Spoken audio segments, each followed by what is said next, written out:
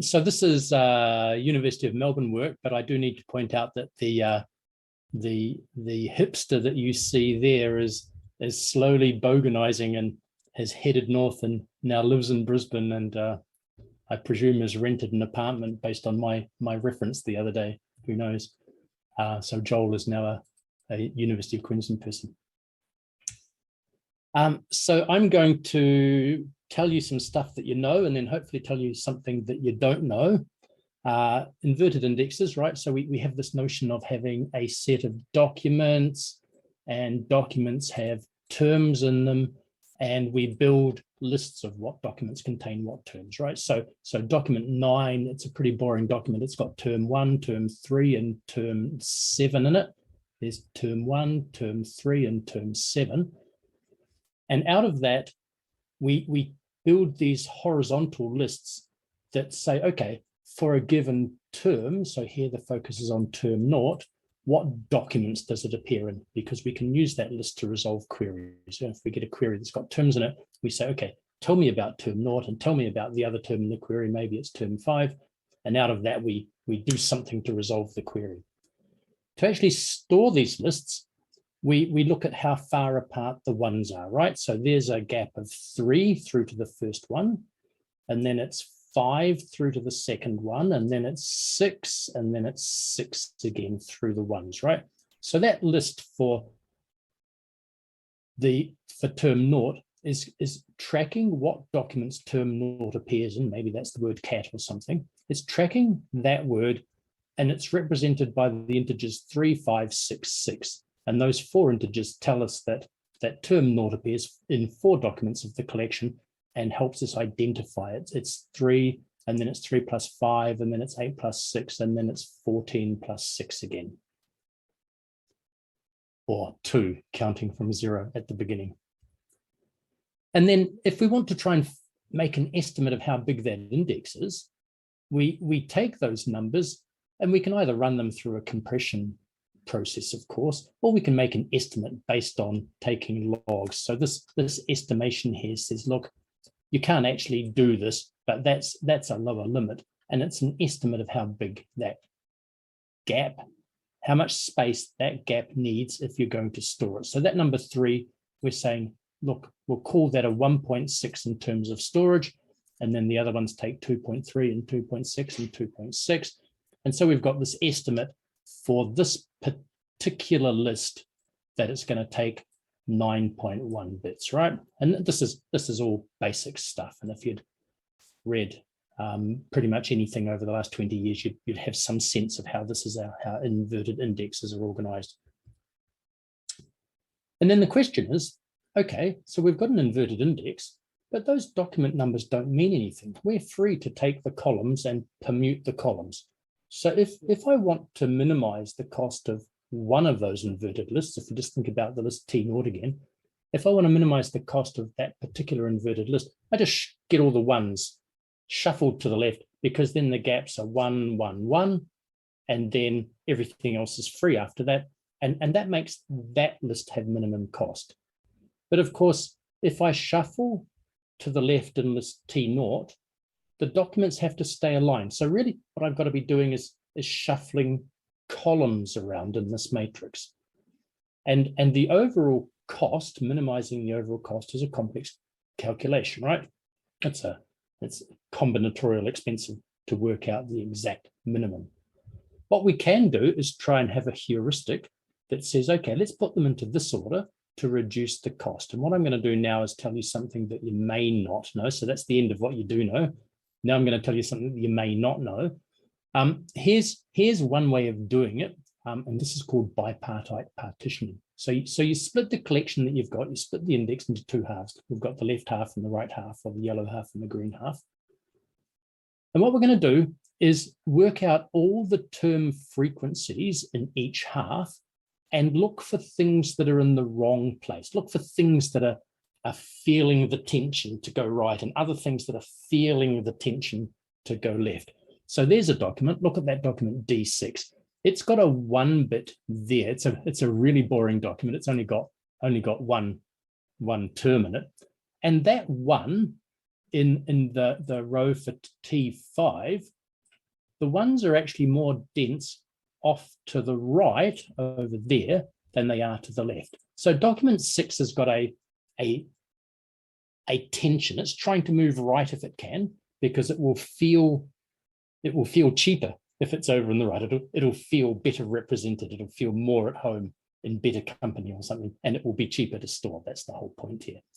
So that one there has got a tendency to try and get right. And then you find a partner for it. So document 18 there, summed across its 1 bits, it's got 2 1 bits, and both of them are more dense than the left. Remember, dense is where we get cheaper storage. So those two make a good pair to try and swap over. And we can do that, renumber them. The maroon bits are the ones that move. It's still called document 6 because that's a column of the matrix, not an actual document number, but its URL got moved around, and we did some stuff. And then you say, okay, are we done?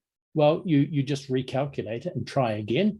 Look at those two. Those two are a good pair. If we swap them, we'll have more denseness in the left and more denseness in the right as a result.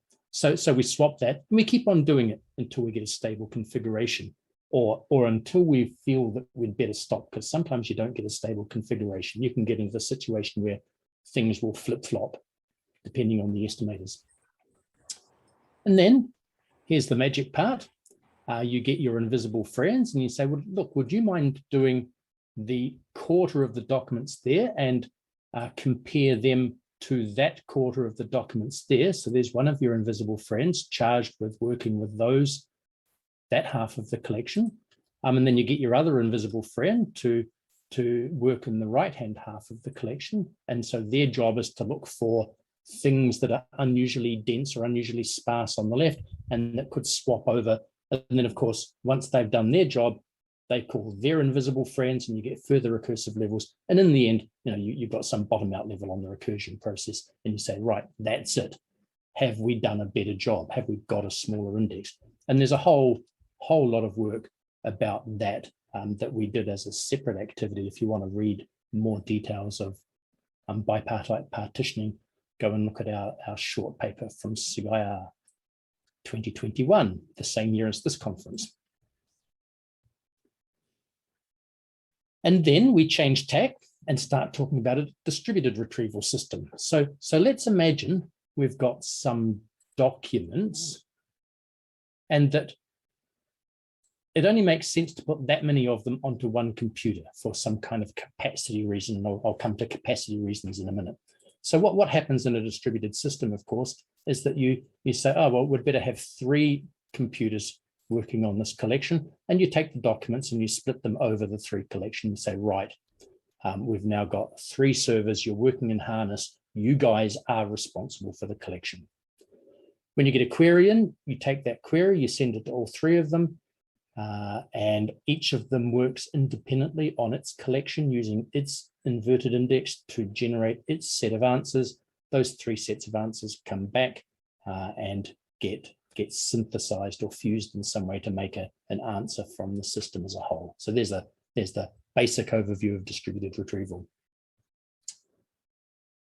Why? Well, it's these capacity constraints, right? So in the vertical axis here, in the dimension going downwards, shown by the arrow, if we get more volume, we can put more servers on, right? So the more volume we get into the retrieval system, this is data volume, the more servers we have to support that volume. And then in this dimension, we can control and adjust for a desired query latency, because the more data we've got on any particular server, the slower that server is going to be to respond. And remember, we've got to have all 3 of those servers responding before we can build the final SERP, which is the result. So if we want to control latency, we have to not just stay within the limits of the computer, but we might have to bring it even further back to say, this is as much data as we can put onto that server to get a certain amount of latency. And then, of course, the green volume is constant, so that pushes down the number of servers that have to be allocated. And the blue volume is storage capacity that isn't being used, of course, on each server. And if you want to know about query latency and how to control query latency. We've got some work coming up in TOAS next year. I'm still pretending it's 2021, right? And then once you've got your basic cluster in place, you have to say, okay, but what's the big picture? What's the total query workload I've got to have? And so you make replicates of a cluster, and you say, oh, well, 2 replicates will handle the workload I'm getting today, and I'll be able to process queries within the service level that I've promised, and I'll also be able to fit the data onto the machines, and then you replicate, and when a query comes in, it comes to one of these replicates and gets completely handled inside one of the replicates. And if the query load goes up, you grow out to the side, and if the data volume goes up, you grow downwards, and if the service level gets tightened, well, you have to narrow the green zone in each one, and that forces it downwards as well. But it might mean you don't need as many of them, of course. And now we come to the last part of the title. I've been ticking off keywords in the title here. Update operations. What happens as documents are appended to the collection? Well, the simplest thing that happens is that you build batches. It might be an hour's worth or a day's worth or a month's worth, but it's some time units worth of updates that then gets split across whatever's going on. And what I'm showing here is now one replicate, and there might be more replicates, but I only have to talk about one because the other ones are identical. That update batch gets split across one replicate. So here's today's update batch gone in, and there's tomorrow's update batch gone in, and there's the day after's update batch gone in, which brings us to another question. What happens when one of the servers has more data than it can store? Because remember, that's dictated by the width of each of those boxes, or more data that can be queried within the service level agreement, because that's the width of the green zone within the boxes. The updates might take us over that limit within the green zone. What happens? Well, you go through a thinning and reorganization process. You go through the first one and you take out a random 1/4, because we're going from 3 servers to 4 servers, or more generally, you're going from P service to P prime service, because you don't want to go from 100 servers to 101 servers. This is the whole relock thing that we know we've got to do when you're working with dynamic arrays. So you're going to go up by 10%, or you're going to go up by 50%. Here I'm showing going 3 to 4, but an actual implementation might choose to go 3 to 5, for example. So when you're going from 3 to 4, you take 3/4 of them and leave them where they were, and you thin it. And thinning is a process of going through the documents, pulling out a random quarter and saying, right, you're going on to the new server. And you do that on all of them. And so you end up with a picture like this, right? And whatever organization you might have had in terms of document reordering within each server, well, there's some questions. Are those documents still reordered after thinning, or should you reorganize them? And are those documents still reordered after thinning? And looking at the picture, you can see green and brown stripes. You get the sense that they're almost certainly not reordered. So what we did in this project was look at where it was sensible to do the reordering steps. There's the, if you're going to go home tonight and say to your partner, I went to a really great talk today, it was all about thinning and reorganization. This is the critical moment to relate to them and watch them fall asleep. So questions to consider. How does thinning affect reordered index size? Does thinning disrupt an ordering that might have been built? How does appending batches affect index size? Because if we're appending batches, do we have to, when that first batch goes in, do we have to reorder that index and then reorder that index and then reorder that index as the batches arrive? Or can we get away with not doing that? Because reordering is not cheap. As you saw from the sketch I gave earlier, there's a recursion and lots of loops and lots of computations, lots of log calculations, if nothing else. And what will happen if we don't do the reordering in there, of course? And then third question, is query processing time, because remember, we've got these constraints on size and service level and query load, is query processing time and query processing work, not quite the same thing, affected by the choice of reordering strategy? So we, and when I say we, I'm very generously including Joel because he did it all.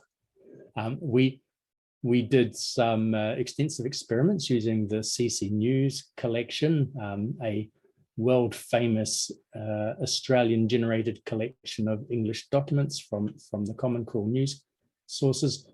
And what we did, they've all got dates, right? So the dates on those documents range from August 2016 to March 2018. So we put them into date order, took the first half of the time period, which was about 40% of the documents, and then put the rest of the documents in as if they were arriving on their date as per the document collection.